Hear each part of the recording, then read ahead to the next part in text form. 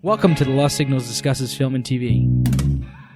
Using the revolutionary Manzur-Ramosi Thurlow scale, or MONS, we scrupulously review these art forms with an emphasis on narrative structure. Join us for another entertaining episode.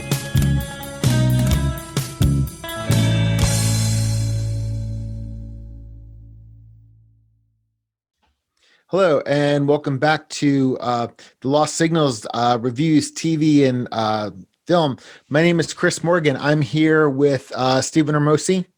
Oi, oi. Scott Thurlow. Florida man strikes again. And Jonathan Ian Manzer.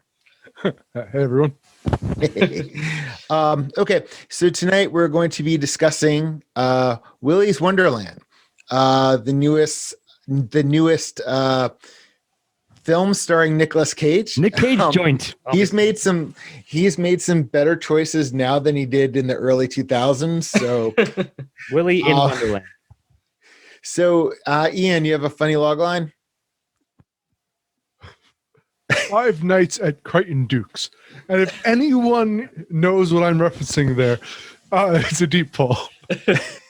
It is. So I was going to know if Five Nights at Freddy's the movie, but you're combining that with an even more obscure thing.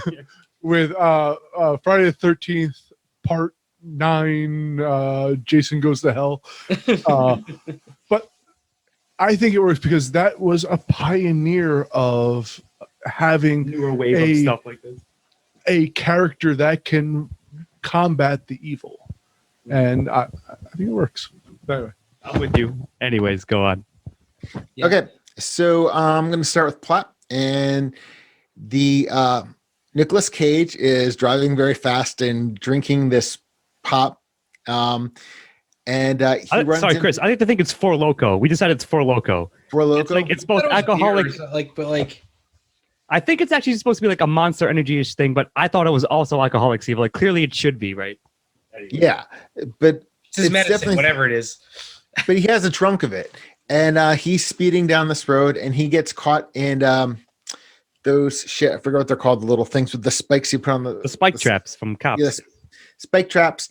And the garage tells him that they only take cash and that they'll repair all four tires for free if he stays in Willy's Wonderland and cleans it up overnight. And concurrently, you have the sheriff and her adopted daughter Liv, who then brings her five friends or five cannon fodder, to rescue Nic Cage's character, who then becomes a janitor. He intermittently cleans while he battles animatronics that are coming after him. And it turns out that this was that the owner of the original owner of Willy's Wonderland was a serial killer, and he attracted more serial killers and child murderers and so forth as the staff. And when they got caught, they sold their souls to Satan. So the town satanic suicide ritual. Yeah. So I am totally going to give away the plot now. So I'm assuming you've up until now. Turns out they made a deal to get people to trap cars to get people to clean up as sacrifices to Willy to not wreak havoc on the town. Cabin in the wood, Chuck E. Cheese's. That's pretty much. But it turns out Nic Cage is adept at fighting monsters. Liv is kind of his partner. Her stupid friends get killed, and they drive off into the sunset. And so I'm going to kind of more. I mean, there's a lot of details, and there's more that I want to talk about the details. No, because they're dealing with some archetypes here. You've got you've got the Ash character. He's also a silent protagonist. He doesn't talk throughout the film. Literally, well, he makes grunts and noises, but never says anything. Yeah. He never says anything, which that and the fact that that they were sacrificed. I mean, there's really no punches pulled on this thing. I loved the fact that when they introduced the cannon fodder, her friends, I was starting to get disappointed. I'm like, oh man, don't spend time on these people. And they didn't. They wiped them out really quickly. They did all the tropey things. They did them quickly. That you knew it was coming. They did stupid stuff off them, and then they continue with the story of. It's like they got rid of all these people just to continue the story of the janitor Nicolas Cage and Liv. There's only two things I didn't buy in this. Number one, that he could clean. Only two? Hold on a second. that he could actually clean. The thing the way he did, that place is a fucking disaster area. Yeah, that's the biggest part of this movie. Yeah, because you go into this world and you have a suspension of disbelief. How much are you willing to go for the ride? And I was with the ride. You guys mentioned some movies precast. I thought Cabin in the Woods was okay. That was another one I picked, but I think that suffered from drawing out what you knew was going on. This film was kind of like a condensed version, an even more hyper-real, more ridiculous version. I thoroughly enjoyed this film. I'm going to give it a very strong 2. Chris, what I want to say, first of all, is it was a good summary. The thing is, as ridiculous as the plotline is, the movie's aware that it's dumb. Yeah. And so it's really a joke. And either you buy the joke or you don't buy the joke. It does kind of live or die on Yeah, and I was about 20 minutes in, I got what they were going for, and I was along for the ride. And I feel like you said there's all these expendable characters in there. Yeah, I feel like the studio's like, you need to have victims in this. Like, all right, we'll have 5 teens, and we'll introduce them and then kill them immediately.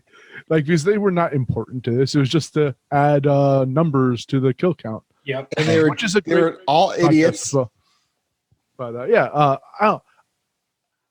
I liked it. It was dumb. It was fun.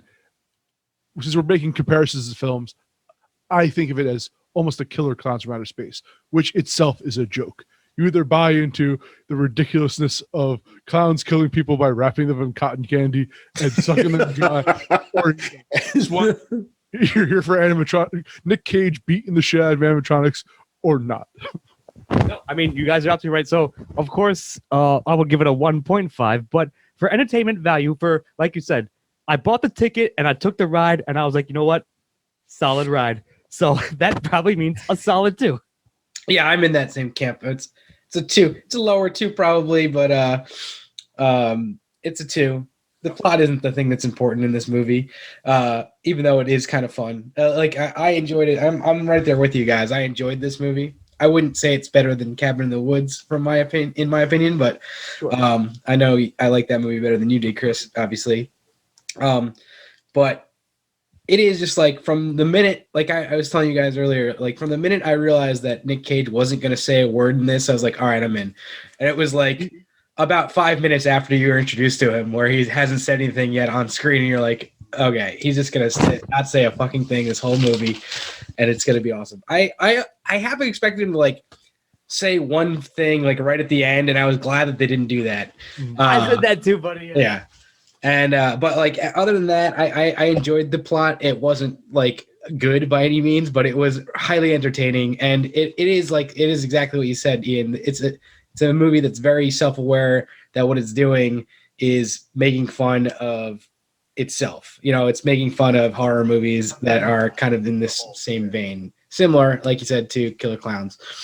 And the beauty of it is that what makes a difference than a later day Leprechaun film is, one, budget reasons, but also the fact is that it's laughing at its premise. It's not mean-spirited. It's not like trying to make any comment upon society at all. Yeah. It is taking a ridiculous premise and saying, you're either with us or you're not with us, and let's go forward. To the point where I was predicting events to happen that I wanted to see, such as when he's staring down Willy at the end. I'm like, the break time, yeah. his watch has to beep. It did. I did a fist pump. Yeah. Because it's exactly what needed to happen in this film, and they pulled it off, and it made me excited. Yeah, that's another thing I left out of the plot is periodically as alarm would go off, he'd drink one of his power drinks and play pinball. I mean, like they set up. First of all, they set up perfect. The guy was like, "All right, now make sure to take lots of breaks," and like he literally does that, and it's a running gag. So yeah, all I'm saying is, one more thing. Sorry, this something I thought you might say, E, is that like within the content, it plays by its own rules. So I will also give it credit on that, and that's perfectly fine. Yeah. And I like the fact that every time he messed up his shirt, he went and he got a new one. A wonderful running gag, like, yeah. It's a break time shirt gag. His place, would there be that many shirts that would actually fit him? So this is the two small details that took me out of the film. And if he did say a word at the end, I would have given this a 1 out of spite. Yeah, but I also want to say that if you want to nitpick it, one of the issues is it's one of the worst contrivances for a hero to fall victim to this thing. Why would he agree to do this? Why? And I was asking all these questions, and then I'm like, no, it just doesn't. It doesn't. It doesn't matter how he got there. It doesn't matter why he's staying. It's a shaggy dog tail, and I bought in on the joke. The important thing is that he's there and it's happening, and that's what you're about to see. That was the other thing. I'm so glad they didn't explain. He didn't give her some kind of so I was very happy with it. It would have been to the detriment of this film. Mm-hmm. Exactly. You don't need to explain anything. It's happening. Let's move on. Which brings us, Scott, would you like to talk about the themes? I certainly would. Well, I think Ian said it in one line, like one sentence just before, like, it's not trying to make it a comment on society. He's just been like, hey, wouldn't it be fun and funny if this scenario starring Nic Cage happened? And you're like, and again, if you're like, if that's something that appeals to you, like, then yes, it's entertaining, but it doesn't have a message. It's not ever going to or supposed to. And I feel like it would have almost like undercut itself if it was trying to like say something serious. Like maybe there's an alternate reality in universe in which this movie has a theme and it is pulled off well, but in this one, in the one that we live in, it does not have one, doesn't need to have one, and it's perfectly fine. It's a 0 by default, but because of the nature of this adventure. So if I were in a different mood and if this were a different film, I might have attempted to discuss how this could be the destruction of rural America and the desire for, but it doesn't. It's not even worth any of that. It's sort of a Texas Chainsaw Massacre vibe to it of pulling in people, travelers. Perhaps you could, if you wanted to go into American Gothic, it's sideshow attraction. I got a House of and that kind of stuff. House of Thousand Corpses. It doesn't matter. It's a joke about Five Nights at Freddy's, and it's a joke. And it's like set in the backdrop of a John Cougar Mellencamp song or something.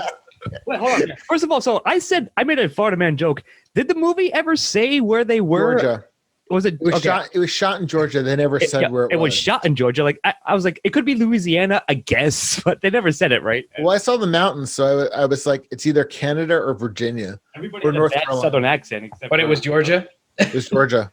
Anyway, 0 to themes for me.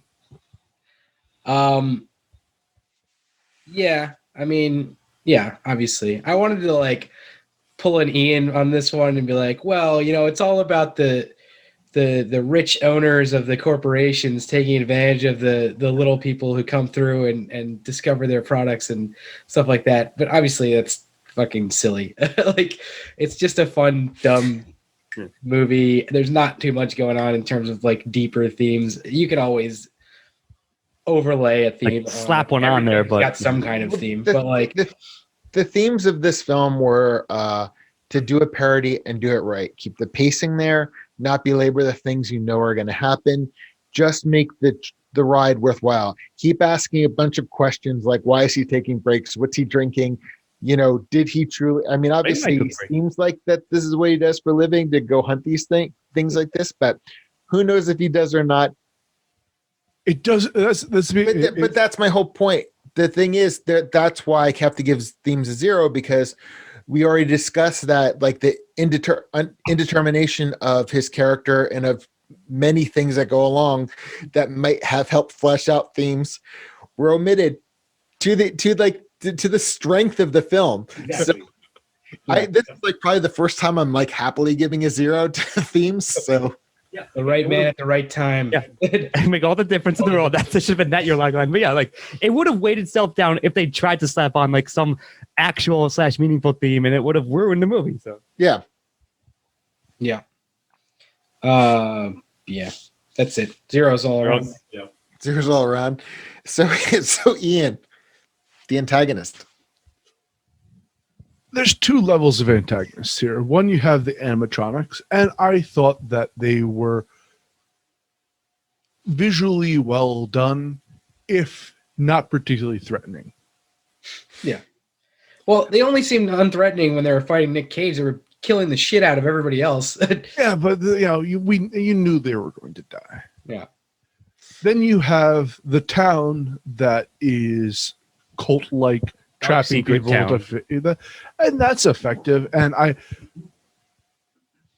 this is going to be a point I'm going to bring up. And in horror, you have to weigh the deaths of characters as to whether they deserve it or not.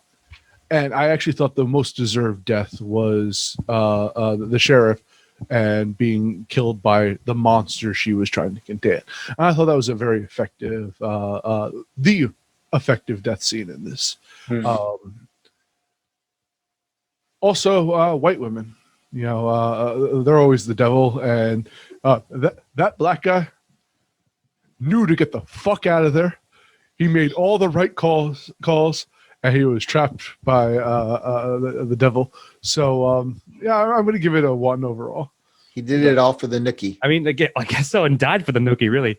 I mean, yeah, like the funny thing is, like, the devil also the exposition dump is like, oh, a bunch of serial killers like bought a children's theme like restaurant so they can murder them, and then before they got caught, they decided to do a satanic murder suicide ritual, which enabled them to apparently their spirits now possess the animatronics, and that was like the mistake there. Like, and now the town. I feel they came like, up with that by throwing on a dartboard full of concepts. Yeah, probably. Yeah. I wouldn't be surprised. Like But in the also- same way that Cabin in the Woods decided it was coming full circle.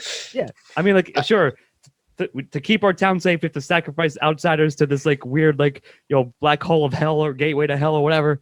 So like, yes, of course, like, Nic Cage is gonna fuck these things up. Like, that's what you're ostensibly watching this movie for. The only question is how he's gonna fuck them up, in what way, in between his breaks, right? So like, yeah, like it's. Narratively, they worked well enough, and you're right, Chris. Of course, we'll get to it, but the teenager pack, like, yeah, of course, they're just cannon fodder. They always were going to be, and no exception here. But within the context and the way that the movie plays by its own rules and gives you the 2 expedition like dumps that they need to give you, setting up the villains, the antags, I think it works. So Actually, may I make one last comment to the point of my 1?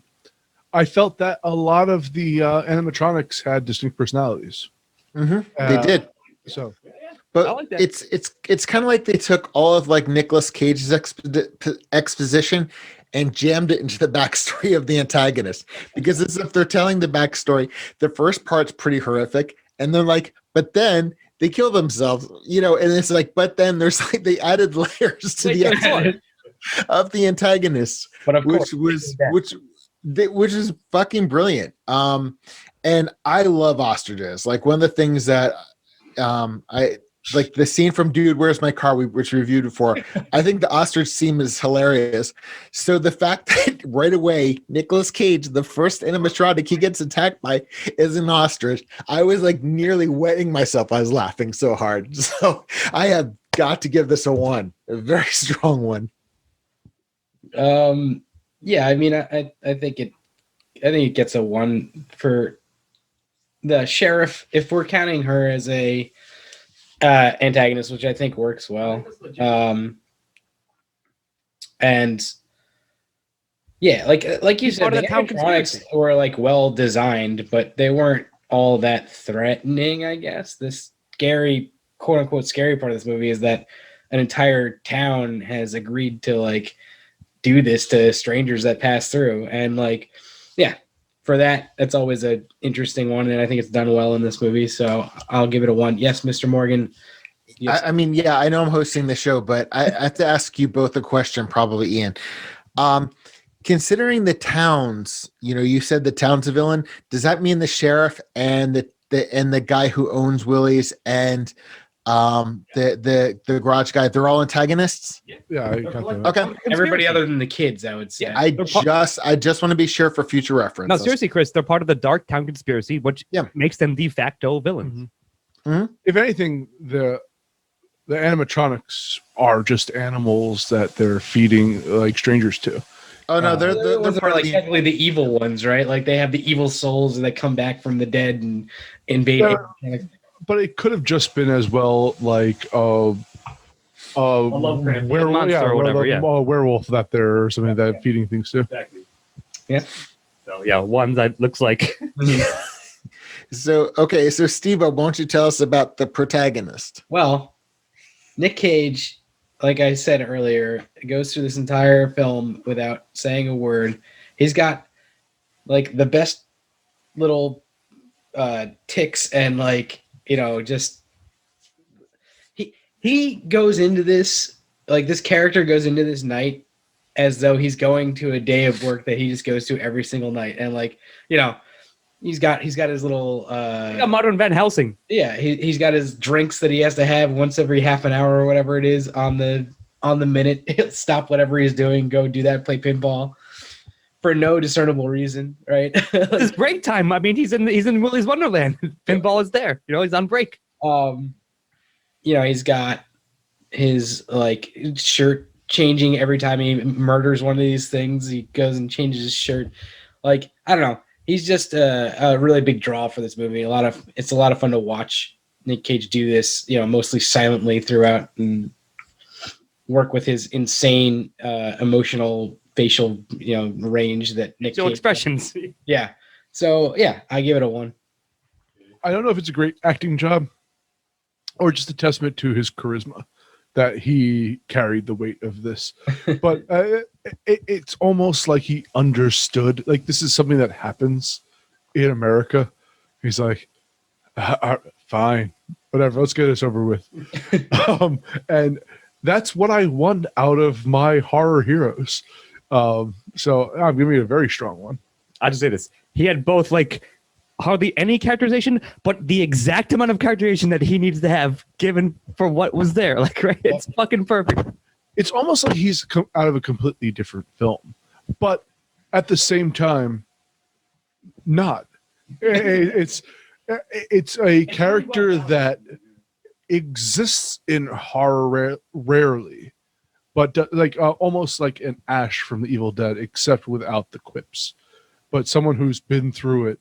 And when Ash gets dropped in medieval times, it's 1 second. He's like, I guess this is happening right now. Yeah. Here, we don't have any of the backstory, but it's Nic Cage going, it's a similar vein. Let's get it over with. Yeah. All right. I mean, obviously I'm giving it a 1, and I also like how he's dressed like every other film he did in the early 2000s. Drive Angry. They know that. Gone in 60 seconds, whatever. I said that. Exact same fucking jacket. But I'm also gonna combine Protagonist with Liv, and the reason I'm doing that is because she has all this dialogue. There's things we wouldn't know without her. She's our gateway to the town. She speaks. She's there because they wanted Nicolas Cage to be our silent protagonist. So I'm going to throw her in as part of Protagonist because without her, that she kind of helped flesh out Nic Cage's character. Chris, to your point, she's the last girl. It just so happens that she's the standard horror movie female heroine. It's just Nic Cage happens to be there. And it works. No, that's a really good point, Chris, because sorry, it's Chris, Steve, but she knows what's going on. That's one of the better subversions. Maybe this goes to style, but just as an example, the second she's on screen, she's like, I know Willy's is evil, and I'm gonna fucking destroy it, right? There's no mystery about it. Everyone, it's clear, and she's the one. You're right, Chris. To your point, has to deliver exposition to the audience. Okay, now we know what's happening. She shows up, and you're right. Nic Cage is already there, kicking ass. So yeah, it is great. Nic Cage is, like reverse Jason Voorhees, right? Like he just is an unstoppable killing machine that protects, Liv as the protagonist in there. So like it's it's kind of freaking great. Like there is never a moment when you think that Nic Cage could possibly be in any danger in this entire movie. He is just like this unstoppable monster. They have one where he gets handcuffed. And I thought for a moment, oh, are they going to play up that like he's now he has to figure out a way to, and he kills or he uses his thighs to, and then he breaks the. So I'm like, at that point, I'm like, there is no danger for him at all. Yeah, no, I thought he was going to use the handcuffs like to strangle one of them, and then that's why they would break. But it comes out to the same solution, like outcome either way. But yeah, you're right, Chris. Though, like I do like the fact that you brought up Liv, and I will also put her into a protag and give them both. Like, of course, mostly Nic Cage, like the janitor, silent janitor, but I think she counts, and even a little bit stronger of a one, really. Sure. Okay, so that leaves me with supporting characters. And I have to say, they have the best cannon fodder. They hit all the tropes. Every single trope they hit with these cannon fodders, including it's just like there's a deputy that comes from the next town to sit with the sheriff. And so they're drinking coffee or whatever. And he's like, so what do we do? And she goes, sit here and pray that phone doesn't ring. And it's just like, well, I got a wife and we have a kid on the way. And it's like, yep, ding dong, ding dong, you're dead. So they have basically a play on the 2 days from retirement. Plus they have the kids having sex knowingly places they don't have. The smart guy who you think's gonna, make it. And he's like pretty much the one who dies right away. You've got the person who's in love with Liv, who is going to be like one of the last people there, if not die, then die in front of her.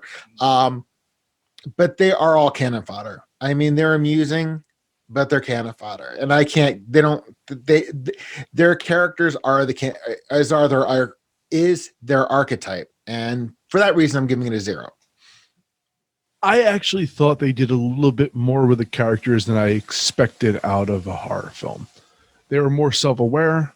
They had, even them getting trapped in there.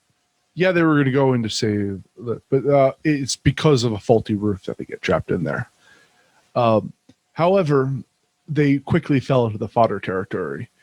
And if horror is a morality play to punish bad behavior, I don't think that any of these characters really deserve the deaths they got. Yeah, they made bad decisions, but they were shown to be competent beforehand. So it actually felt jarring that some of the characters made the decisions that they did do later on. The only character I felt first of all, I think you actually pointed out that you would expect the deputy to take her back, live back, and then die kind of a heroic or attempting a hero's death. He doesn't get that. But also, the only one I felt that really kind of did deserve it was the guy who did love Liv, when he was a compassionate individual, and he was kind of convinced by one of the animatronics that, oh, perhaps this is a good one, and died, and his good nature was the fall of him. So I don't know. I had to give it a very strong 0, actually. Yeah, I mean, this is the one I wrote down 0 like easily for, like. And it goes back to the nature, as we said. And you're right, Chris, or like a combination of what you and E said, that, and maybe Steve, like you'll back me up as well. This vibe, like I like this, like somewhat opening subversion on them. Yeah, a group of teens, but they already know what's going on. They know the evil. They know the nature of it. They're going to stop it. And then they do fall into like they're almost like 1.5 fleshed out dimensional characters. But yeah, it seems a little like that's the part that doesn't gel as much as a whole for this, is that they instantly fall back. The second they get trapped in Willy's Wonderland, then now they are the tropes archetypes, as you said, and now they're just going to die, and like, it, like it's obvious, right? So like, yeah, 0, like easy 0, maybe stronger than even that, but that's, I think it, if anything falls like that, the least well executed in this film, it's that. So good, buddy. Yeah, I don't have much else to say. It's a 0. The characters that are supporting are not all that they're not the point of this movie by any means, and they're not super interesting, to be honest. I think, you know, they were there just to die and like just to use some of those tropes in certain ways, and that was it. So 0 for me. All right, so that's 0s around, and that brings us to Scott with dialogue.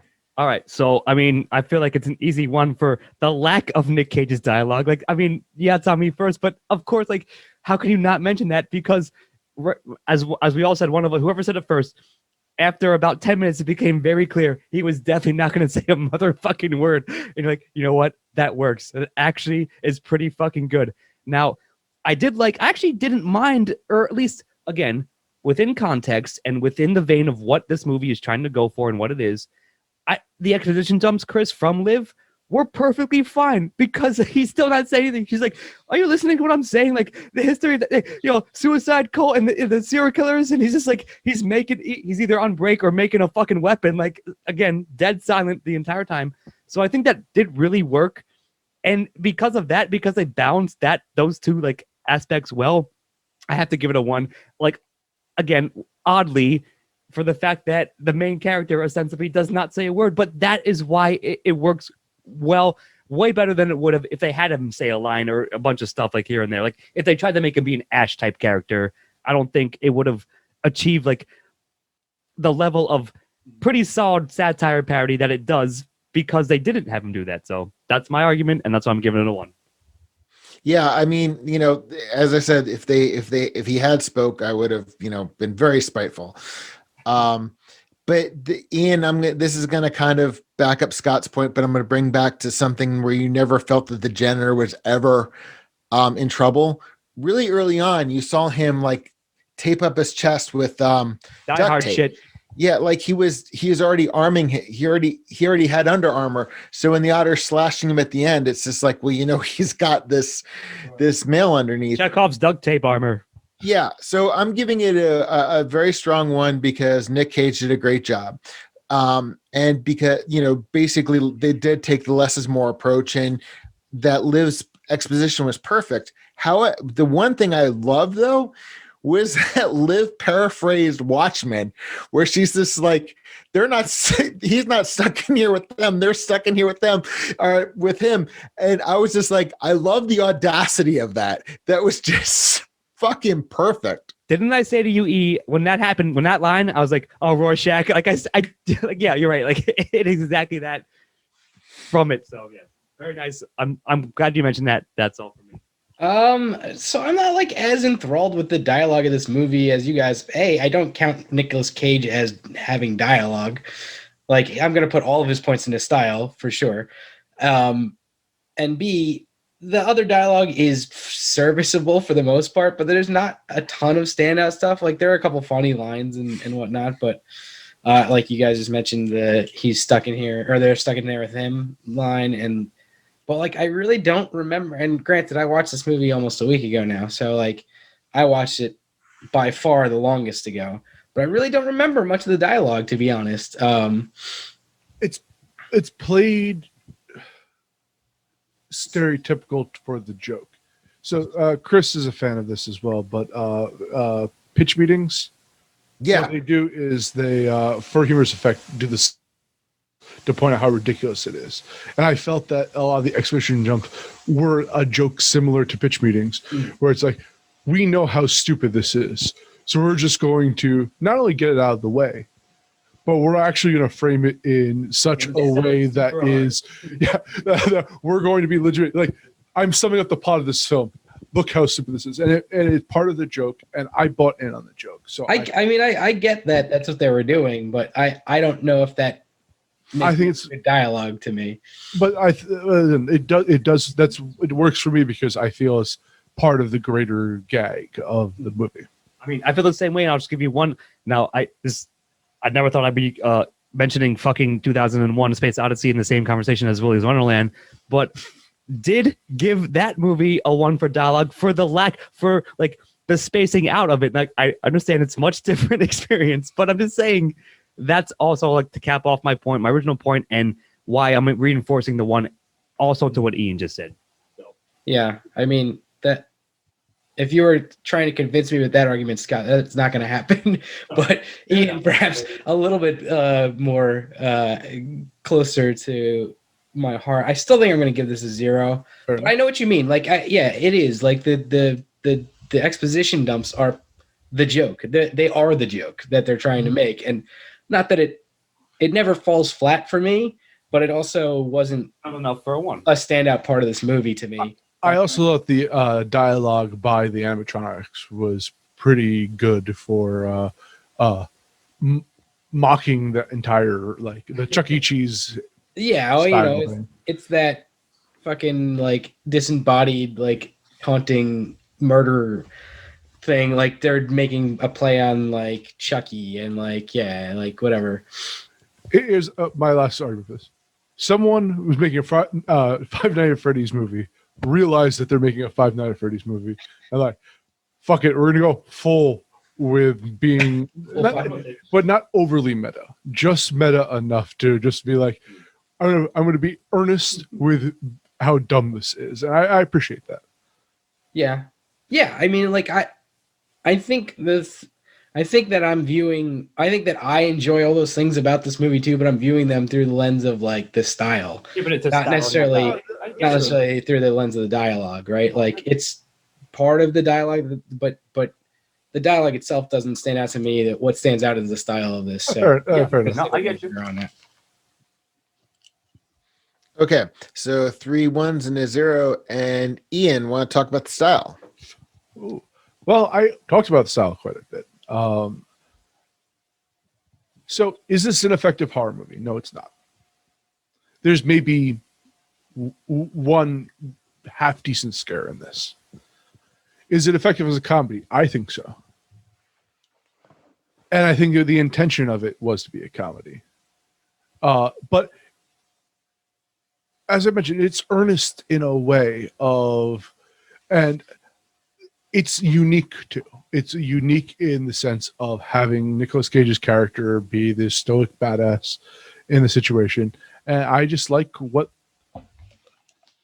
it all worked for me. So is it going to give it a strong 1 for that?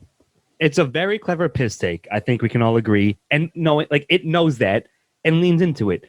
Also, I think the animatronics themselves are look pretty fucking good. And actually, Steve-O, beyond all that, like strictly and pure cinematographically, there were some pretty cool shots, especially at the opening, like overhead shots, the shots of like the town run down and stuff. Like they actually look like shots from fucking like True Detective or something like that. Like it was really well shot and at certain points, even when it wasn't being the horror movie like claustrophobic inside the Wonderland that that you expect or have seen and has been done many times before within a horror. And yeah, to your point, that was a really good point, that as a comedy, the style does serve that aspect, and I'm giving it a pretty strong 1 because of all that. So yeah, I agree with both of you guys, and I think that the strength of this movie is the ability to like have Nic Cage going through this like area, and like there's a real good sense of space in this movie, in this film. There's a very good sense of like you said, there's like I like a lot of the shots inside too, not only just like the whole town as a whole, but like I thought that there was a lot of interesting camera work and stuff that was being done in this. Oh, I agree. Good point. Yeah.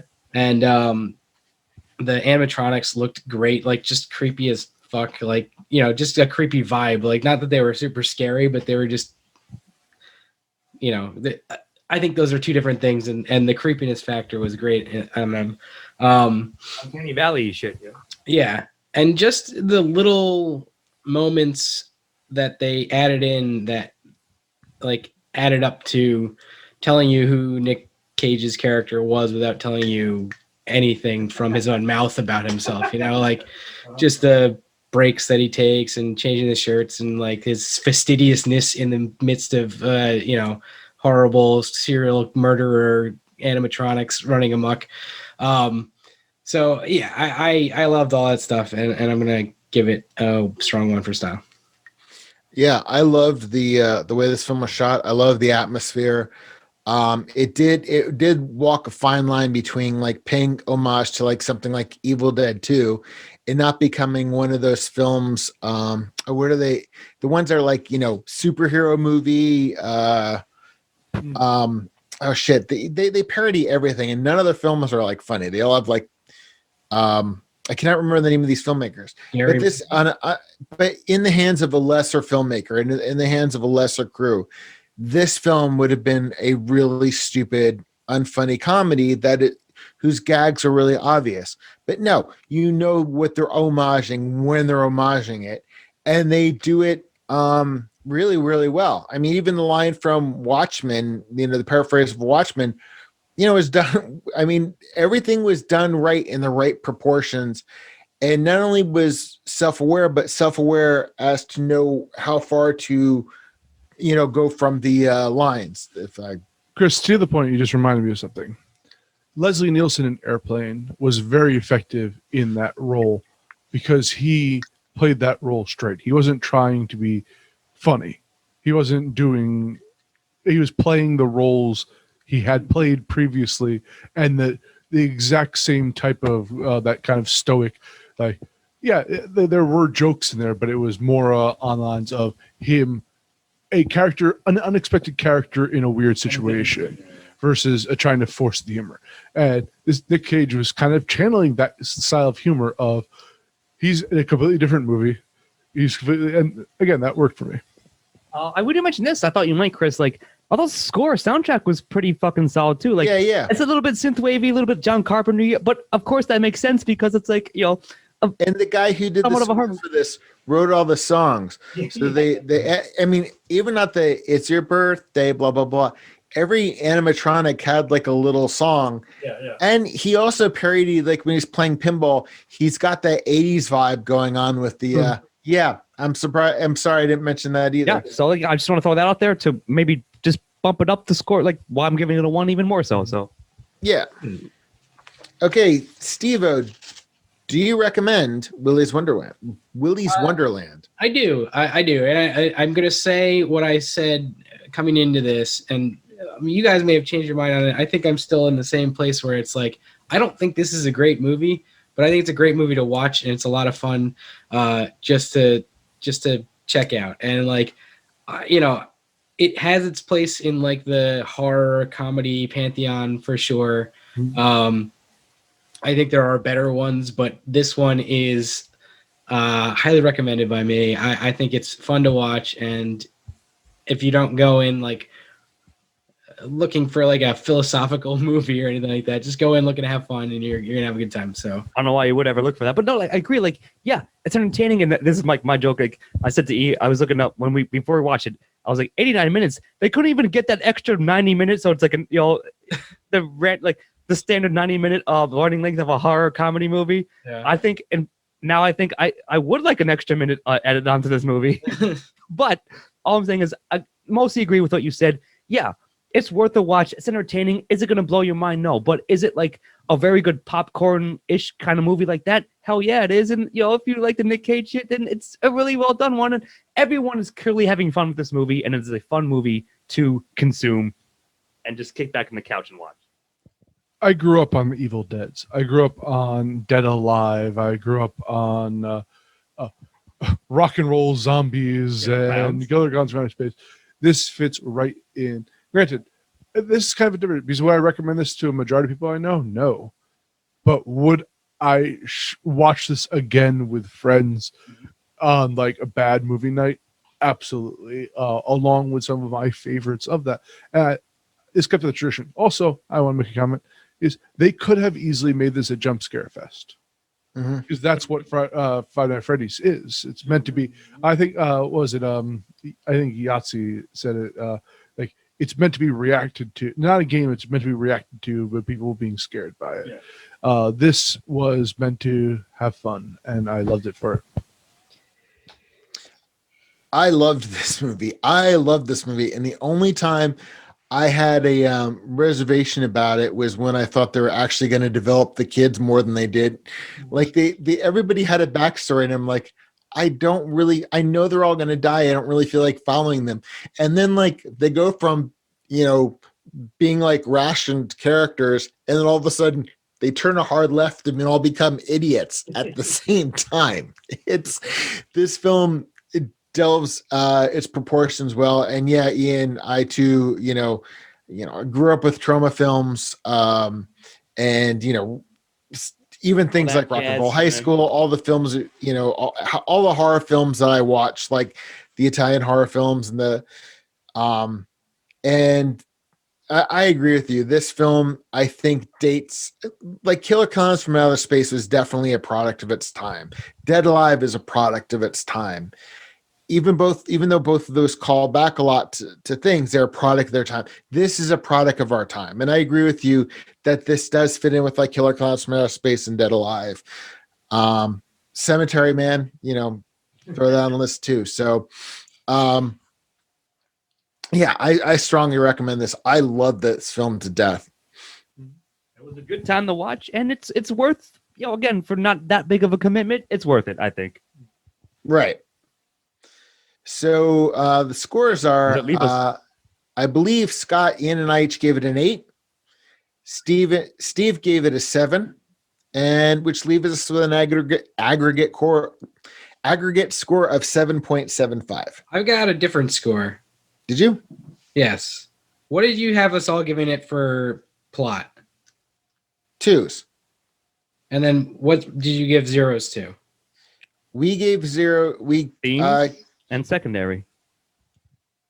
Oh wait, did we each give it 7s and you give it a 6? Yeah. Sorry. All right, I just wanted to make sure. Okay, so all right. I think that is correct, yes. Yeah. Okay. Math time. That's time. Yeah. I know you're regretting not giving it a higher score later on. Yeah.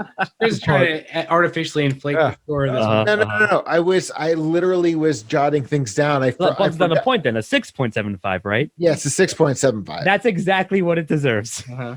Spot on. Okay. It's slightly above average. It's a very entertaining, fun film if you're into, especially if you're into this kind of stuff. So, yeah, man. Yeah. So, all right. Does anybody have anything else to add? Nope. Okay, well, thank you for joining us. I've been Chris Morgan here with Scott Thurlow, And I will go fight some animatronics right now myself. Good night. Jonathan Ian Manzer, This is quite like, which is never have my poor math skills been more cruelly exposed than right now. and Stephen Hermosi. And I'm taking a vow of silence like Nic Cage after tonight. Yeah. Thanks- well, thanks for joining thanks us. a lot. Have a Cheers. good night.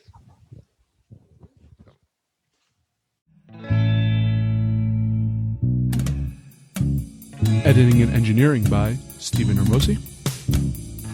Music by Christopher Morgan. Check us out on YouTube and iTunes for the shows, and on Facebook and Twitter for updates. Or Mott's?